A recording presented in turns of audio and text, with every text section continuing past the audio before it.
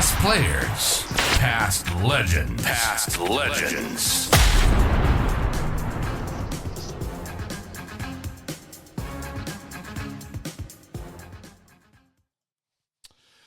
Tonight we're pleased and privileged to welcome Yankalilla and Sturt royalty and Greg Whittlesea.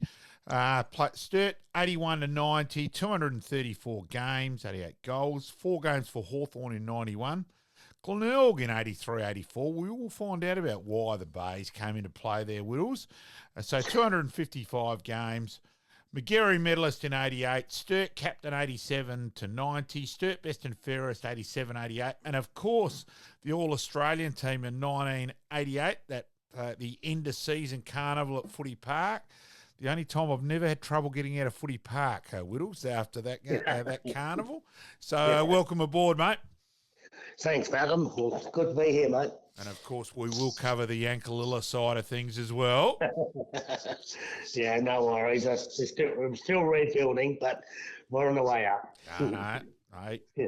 So, mate, like we like to do with all of our guests is we like to get a bit of a sense of where it all started, mate. Where did you start your junior career, and we'll work into it from there. Yeah, no worries. Well, I played all my junior footy down at Yankalilla.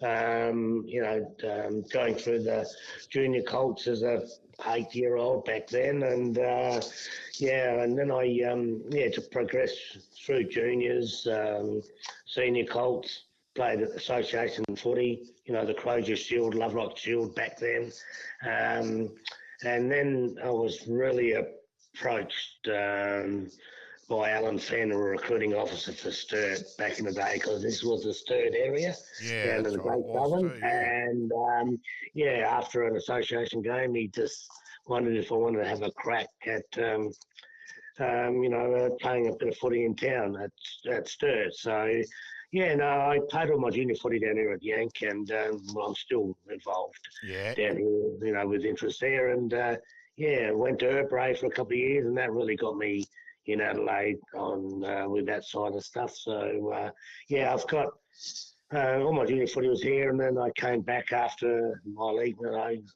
career kind of finished for a few years, and retired about 5 times, as we all do in the country area. So it was a good ride. Yeah, Dad was assistant coach in the junior days, and a few local legends down here, and they all brought me through the ranks. While we're talking about the whole Yankalilla side of things, that's where the link comes.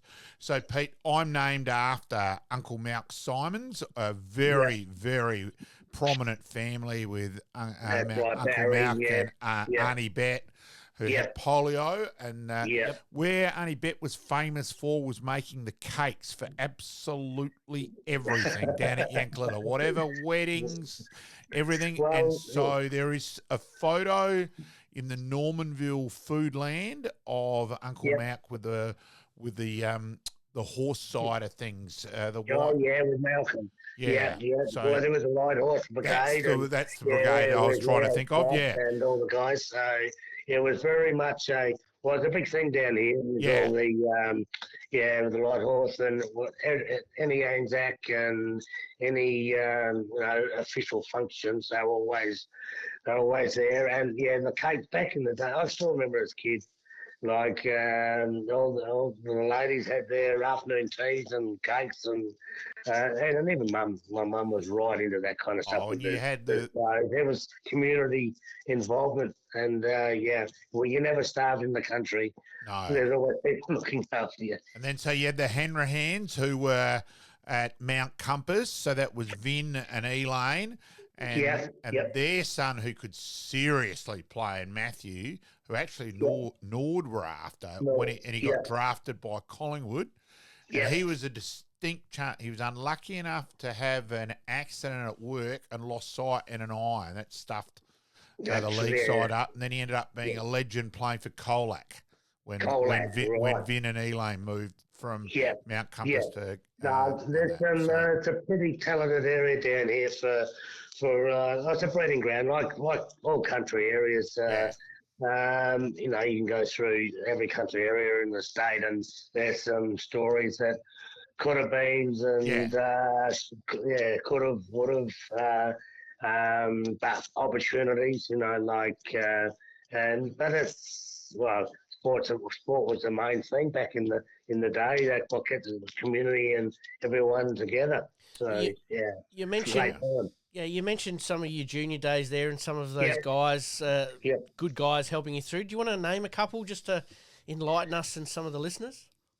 Well, back in the early days there, Max Cousin played a bit of footy back in for Mitchell Park. They come down and worked on the farm out there, and Dad, Fred Kelly, they were all local farmers, but they're always good in their own right, sporting wise,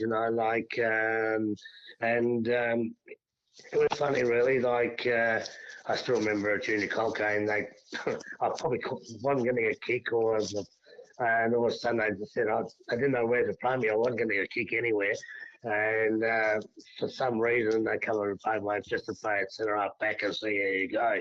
And ever since, I don't know if it was confidence or things happened, and guys like that, it's just opportunities, I suppose. But there was guys around.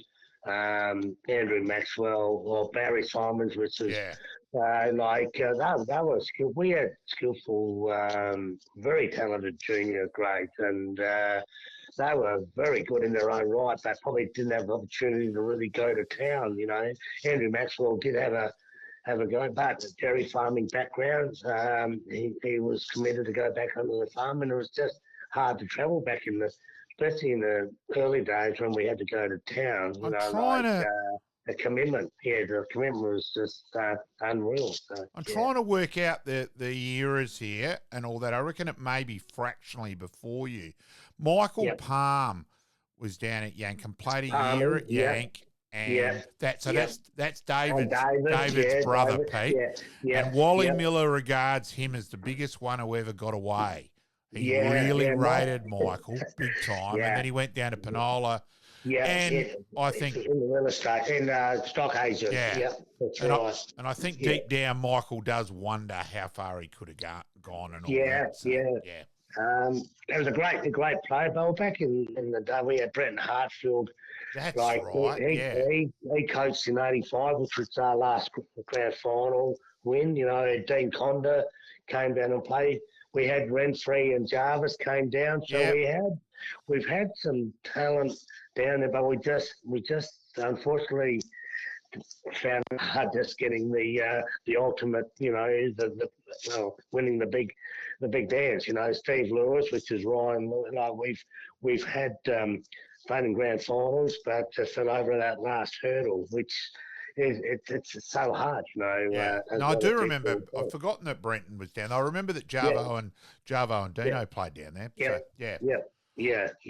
All right. So when you're at Urbray and all that. So did you play any juniors for Sturt or just straight seniors? Yeah. No, I went to Urbray and actually played in the 1980 Tour Cup side, which went to Perth, and that was really just started the Alan Stewart, the Dean Schultz. That was an era where we actually won it for a long time over there. There was Kerners, there was McDermott, Bradley, and there was one of that team, I think, with the next 2 years, 3/4 of that side played league footy for their respective league clubs.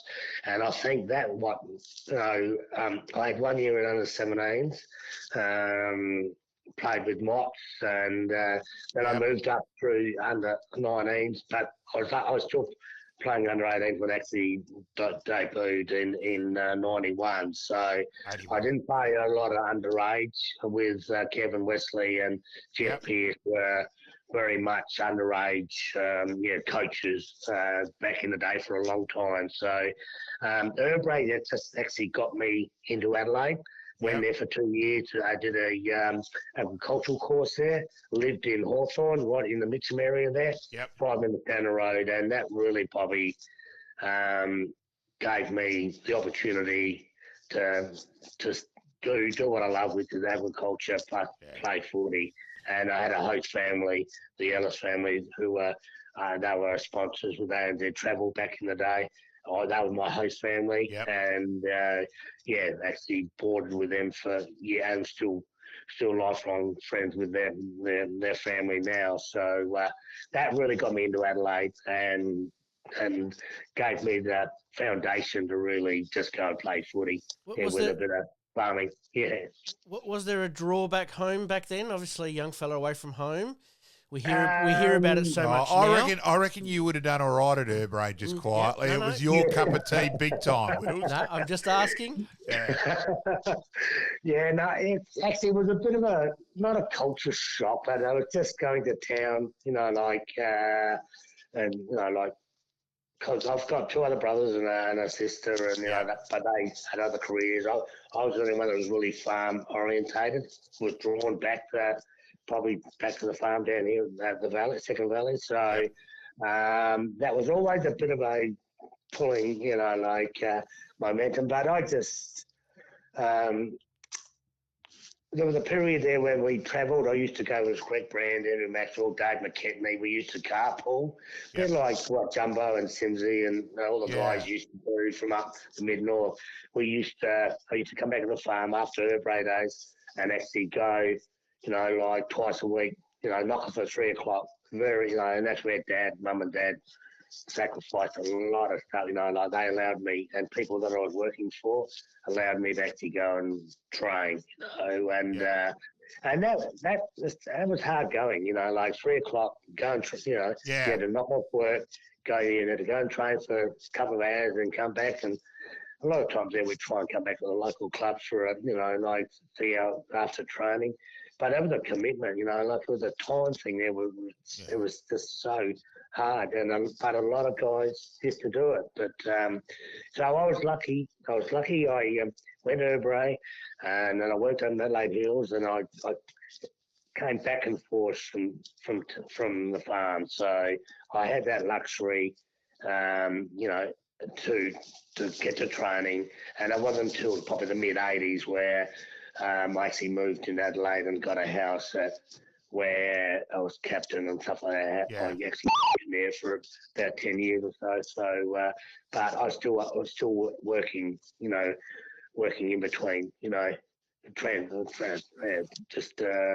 transporting myself from the farm and Adelaide. So, and it worked. It worked back in that time. So. Who'd you debut against? Good. Yeah. You got me Yeah, perfectly. the road. Yeah, well, that's another issue there. I debuted against North Adelaide in 1981, about round 5, I reckon.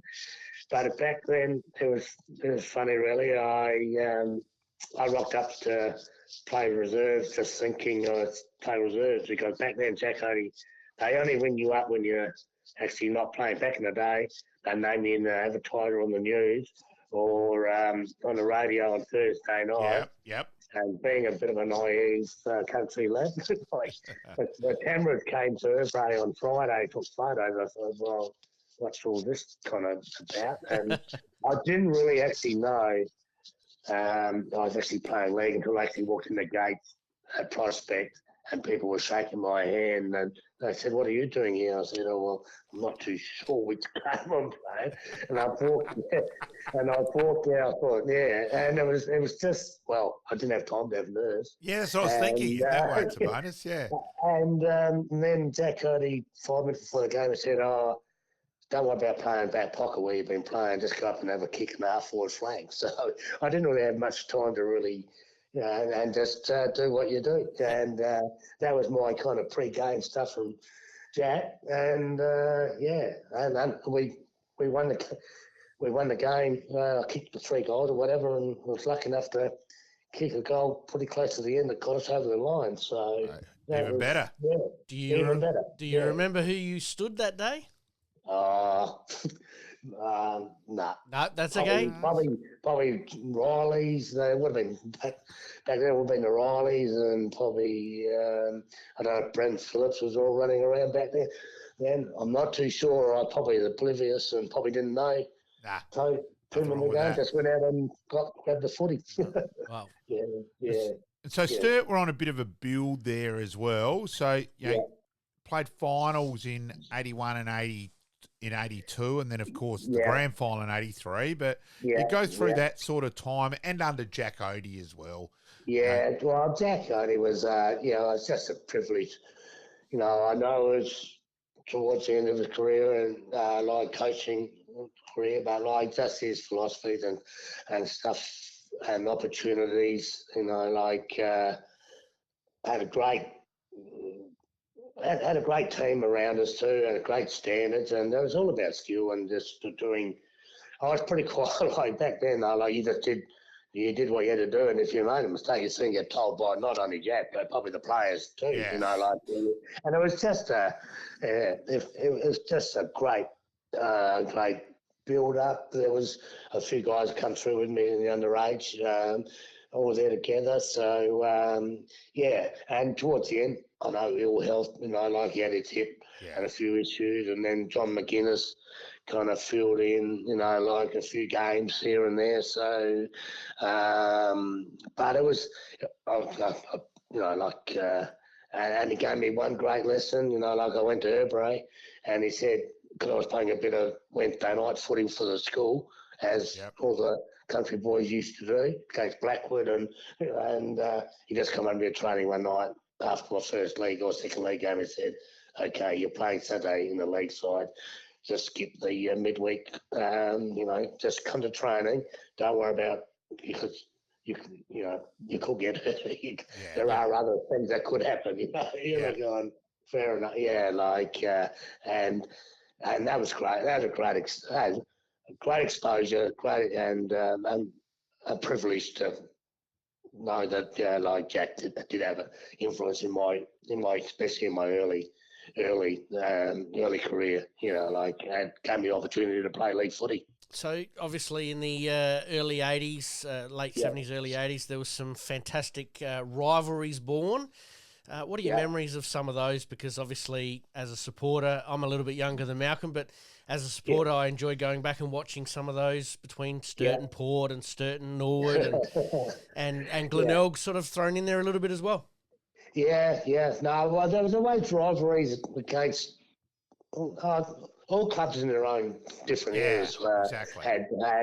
We had moments, you can go through every club, down at Port Adelaide. I used to love going out to play at Alberton. You always get poked by a couple of old girls with umbrellas at the bowling club when you're running out of race. And if you play well and you kind of run into them or after the game or you actually snag a win down there, which was pretty hard down at once you go past the cemetery at Port Road.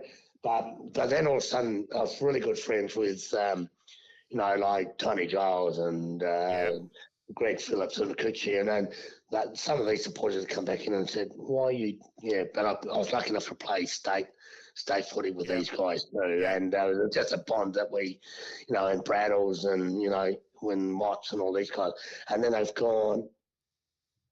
He's not that bad a guy, but we still hate you, But that's all right. No, Centrals. Centrals, Norwood. We've all got. And Sturt, we've all got our own, your own agendas or your own. You love your club no matter what. So, but we do have opportunities, but really, when you're playing the game, you just try and block that as much as you can. And if you're playing well, you don't even. And I think. Back in the day though, we used to catch up with a lot after the game, and just mingle. I think that's the modern game, unfortunately. I don't think that's enough.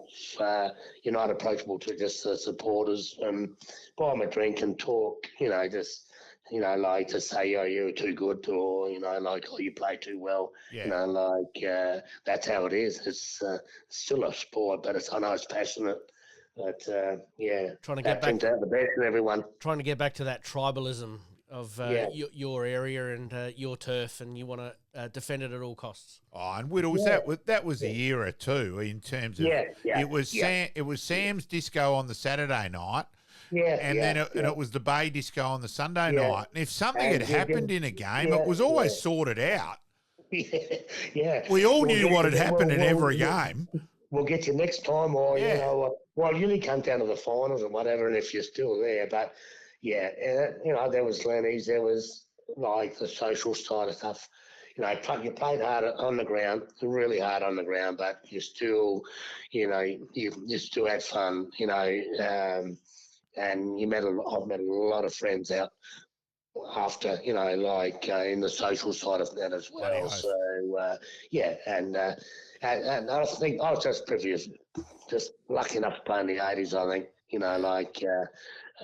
Financially, probably not. They just say all the money, but I don't know. A lot of people have said, how would you go now with the professionalism? I said, yeah, I don't know. The way I used to play, still might have the skill, but just the rules of the game, and it would be different. We would have to adapt. So yeah. So no. I'm glad I've had my time. Yeah. Through that. Yeah, and met a lot of people through it. What's your memories then of 83 under John Halbert, of course, Yeah, Sturt 83. Westies Yeah, and like that was a year that we could have, but Westies were the dominant side all Westies were a year back bloody good then. side. Yeah, we lost to you guys, Norwood, Yeah. in the first semi, I In the reckon, by a couple of goals. qualifying. Yep. But then we bet you in the prelim, Yes. and but we got injuries along the way, and yeah, we just and Westies were cherry ripe, and it was 30. I still remember going to the grand final. I got through the prelim all right, but I was pretty sore and hardly trained. As I was only an 18-year-old, and I did get through the game, but I had to go in. Yeah, um, yeah, a great experience, but we needed all the luck and everything to go right. Unfortunately, Jumbo, they played him well, Burgess and did it. Burgess did a very good because Jumbo had yeah, kicked 10 yeah, against yeah, us in the prelim. yeah, Tony no, Burgess and did a fantastic job on Jumbo.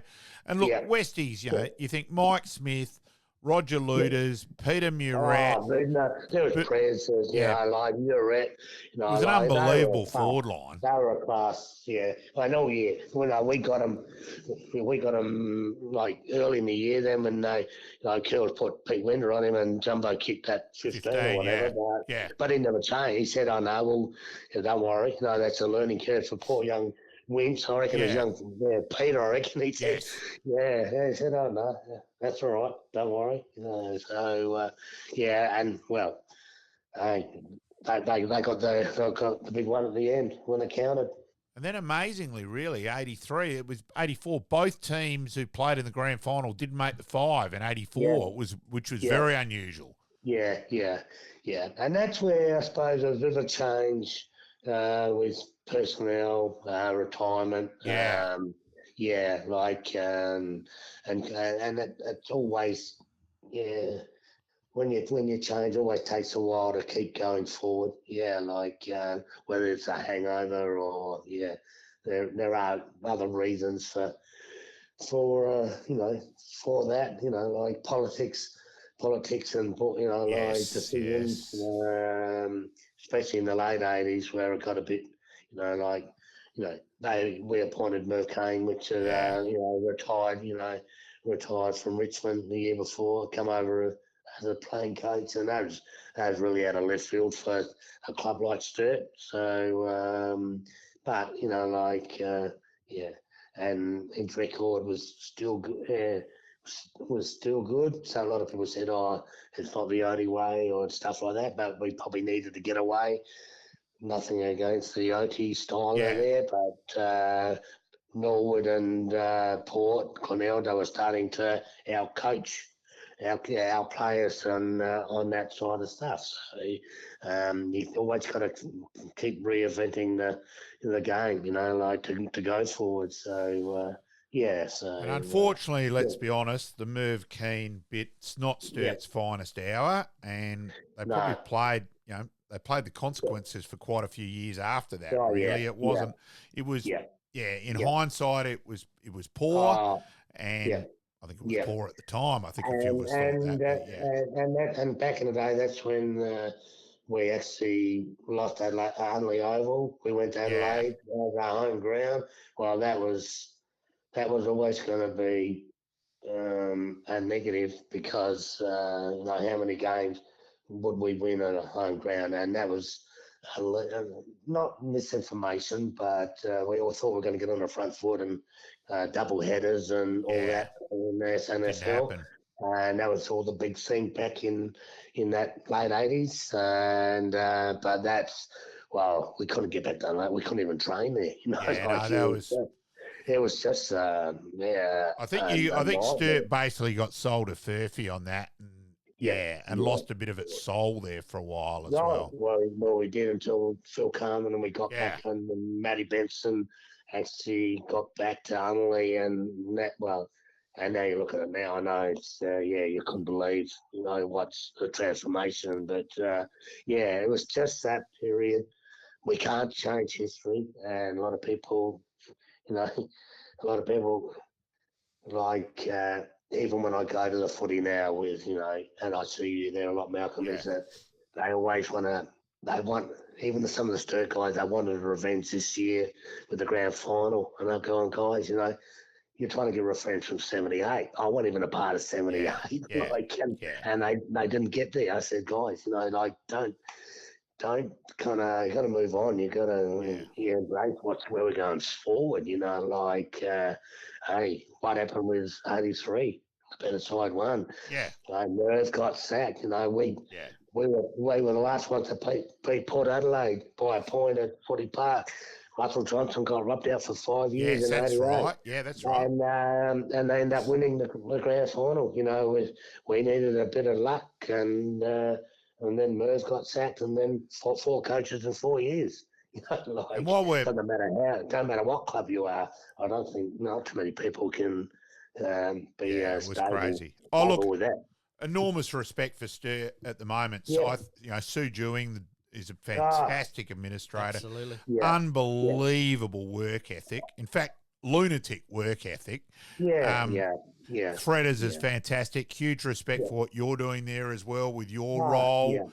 And there's enormous respect. I think those of us who are involved enough and know what goes on at all the clubs and that. I think every club's starting to I admire what Centrals are doing. Yes, and very much so. I think the SNFL, under a lot of pressure from and they're probably.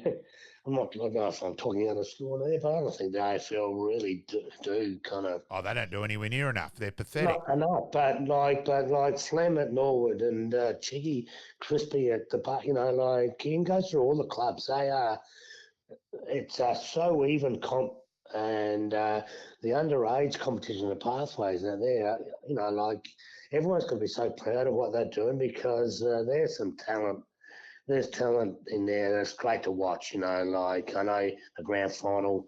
It was hard to watch from the Sturt side and stuff because we won on the 16s. But that's another, but we're in there. We're in with the mix. We just got to keep learning from them. And I think Norwood are going to be the same. A bit of luck here and there. Don't worry, I'm still shattered by Saturday. I admit that. I enjoyed the reserves grand final a lot more than the league grand final. But yes, but it was too hard to watch. So they kicked about 4 goals, 18. 4-16. Yeah, I didn't mind that. So anyway. Liking this podcast? Please like, rate, and subscribe.